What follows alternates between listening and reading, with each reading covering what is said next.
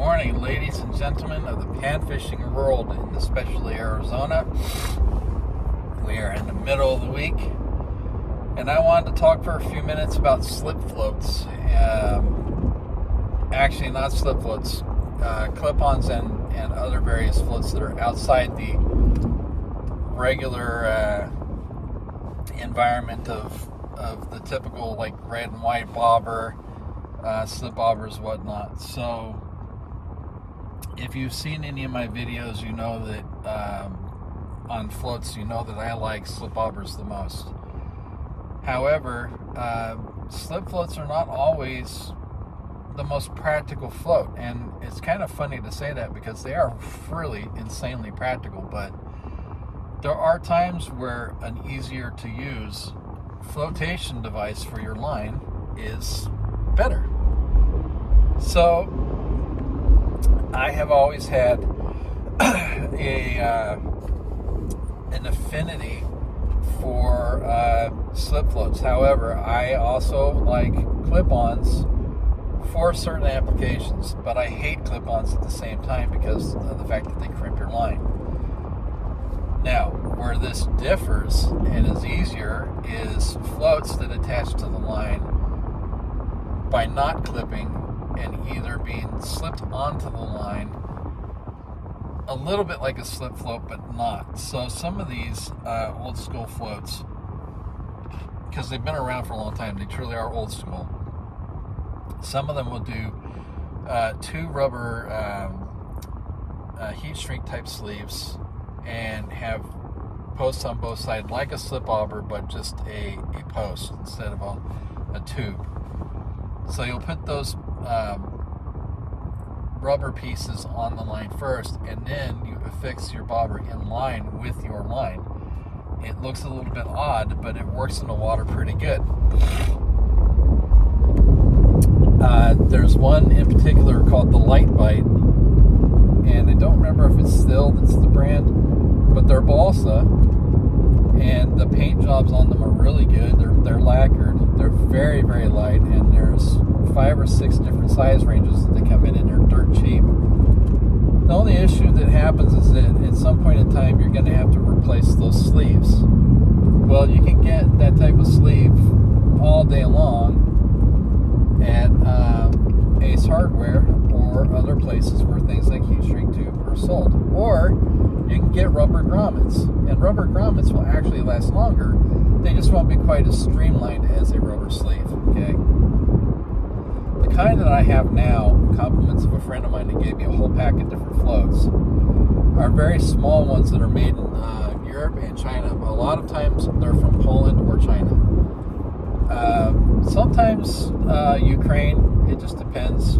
They have a really unique way of fishing in the Baltic area, which includes Ukraine. So what it is essentially is it looks like a typical clip-on spin the top type shape bobber, but they have an extended pole on the top with a little bit of another knob on the top as a visual indicator. They're also balsa, they're also very light, and they have just a carbon fiber basic stick that's through the middle of them. And how these ones work is they have kind of a teardrop shape rubber stopper, like a rubber stopper for a slip bobber. But what you do is you put the rubber stopper on first, and then you slip the tube down into the tube, so the float and the line are in line, okay?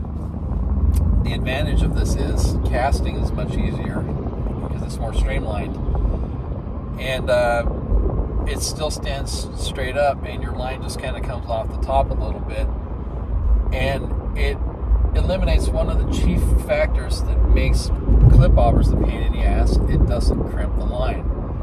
This is why I like these type of bobbers. I will never ever use the traditional red and white bobbers. I hate those damn things. They crimp 2 pieces of line. If you've used them for more than 5 minutes, you got to cut that line. You've just taken 3 or 4 feet of line off of your freaking spool. I don't see any advantage to those. I do see some advantage to clip-ons. ones, but I see more advantage in the types of slipping floats, and I mean slipping by the fact that you can still adjust their height to an extent with the sleeves or the stopper rubber pieces.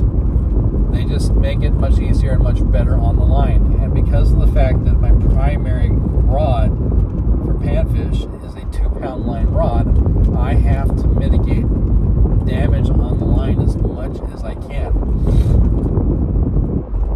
The other thing when you have it straight in line with the line is when the bobber is straight up and down, anytime something in the environment of the water that it's sitting changes, you see it. It's very close to like a slip bobber. These type of bobbers are made mostly for the 1 foot to 4 or 5 foot range, because once you get past like 5 foot with a fixed bobber, casting becomes a bit problematic unless you have a really long pole. They're not so much of an issue when you get into that 9 foot plus range, but most of the time when you're using a longer, like 9 foot plus rod, you're going for brush piles, you're measuring the line off of the rod for distance down, because you're typically working in that shallower spectrum of water depth. So most people aren't going to go 7 to 10 feet with a float. It's just not the regular way. At that point in time, you're usually just dead stick jigging into brush. So for me, for a lot of the environments that I throw shad or jigs into, it is that 1 foot to about 3.5, 4 foot maximum depth. So this weekend I will be testing these Polish bobbers. I've got 5 of them, so I'm not afraid to lose them if it happens.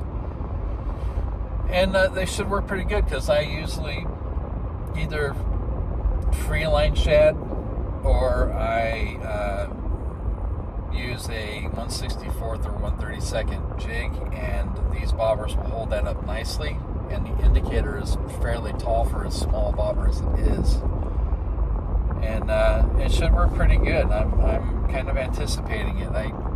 I love slip bobbers, but I hate setting them up, and I make it as simple as I can. But right now I don't have all the components for that, and I have to order more slip bobbers from the maker. And well, since I just threw over $2,000 out of my account yesterday for medical reasons, but I really don't want to spend the extra money at this point in time. I'd like to recoup for a couple fucking weeks. Yeah, interesting days when you get older, man. But I also wanted to say that when you see on like eBay and Amazon handmade slip floats, and they're the kind that have that little metal ring at the bottom, they are true slip floats in their own way. They're more the traditional European, British type slip floats, but they require most of the time a couple of beads, one on each side of that float. And what that does is it can become problematic depending on what type of bead, glass or plastic you get, to slide up and down the line well. And I just don't like it. I think that it's too clunky. I think it takes too much to rig, and I avoid complexity in rigs as much as I can. So that's why I use the varieties of fixed but not clip-on floats. That's why I use the ones that use the sleeves or rubber stoppers, because I've eliminated at that point in time the idiosyncrasies and complexities of other rigs that just take way too much time and maintenance to keep going the right way. When you use a rubber stopper in line with the line, you want to adjust the depth. You pull the bobber out of that stopper, move it to where you want, put the bobber back in, the post back in that rubber stopper or the sleeves. You're not going to burn your line. If you slide rubber like that or sleeves like that up and down the line, you will have a propensity for burning the line, so you got to be careful with that.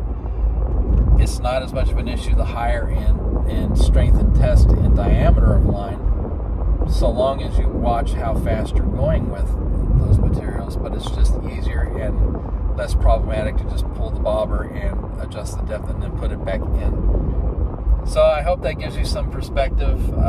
They do really work very well. They don't have the problems of clip-ons. They do have the issue of line burning if you adjust them quickly enough.